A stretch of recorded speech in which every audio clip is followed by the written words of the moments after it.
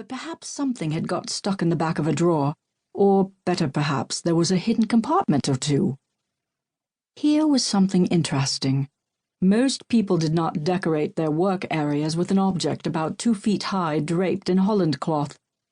The white fabric billowed in the breeze from the open window, giving it a rather ghostly appearance. Unlikely it had anything to do with what he was looking for, but he'd leave no stone unturned. He plucked off the cloth. Good God! He stared down at a statue of the god Pan. A very, excited Pan. Miss Jane Parker-Roth sighed as she closed Frankenstein. It was always hard to finish a book one enjoyed. It was like leaving a good friend. She'd pleaded the headache so she could stay home from the Hamershams' musical evening and read. Mamma must have suspected her malady was feigned, but she hadn't argued, thank goodness. She put the novel on the bedside table. One of the best things about coming to town was the lending libraries. Oh, the Priory had an extensive book collection, to be sure, but only a few were novels. Da had his poetry books, Mamma had her art books, John and Stephen, her older brothers, had their horticultural books, but novels, no. One would think a painter and a poet would have very liberal ideas on what their children could read, but such was not the case. Lucy, the baby, was already 13 and had virtually memorized A Vindication of the Rights of Women, yet Mamma still would not let her read even Miss Austen's stories.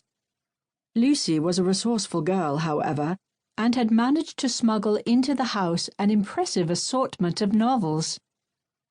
Thankfully, Mamma had given up on her when she'd made her come out, and now, at the ripe old age of 24, she could read whatever she wished, at least when she was in London. What should she read now?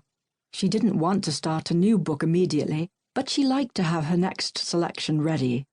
Anticipation added to the delight.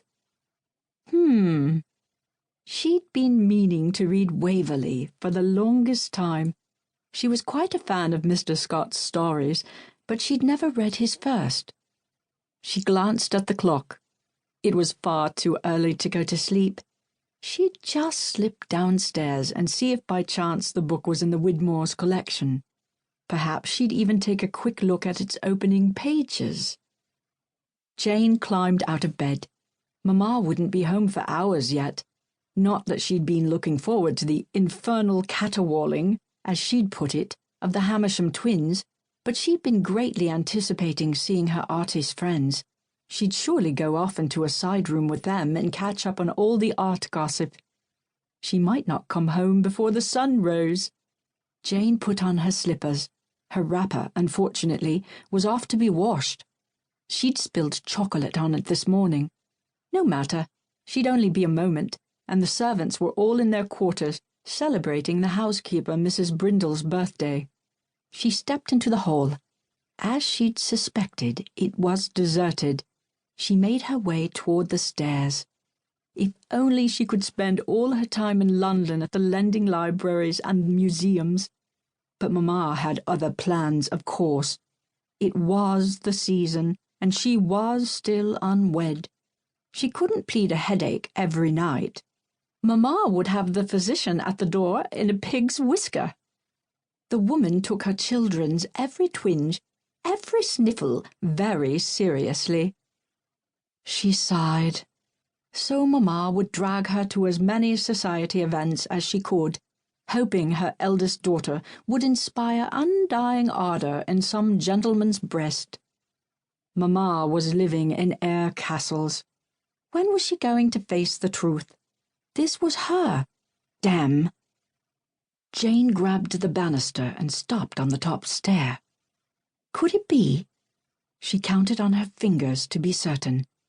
Yes, this was the beginning of her 8th season.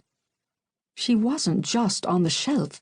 She was stuck to it like a leaky glue pot, which was just fine with her. She started down the stairs. She'd met all the eligible, and some not so eligible, society gentlemen and had found them all completely boring. Well, not all.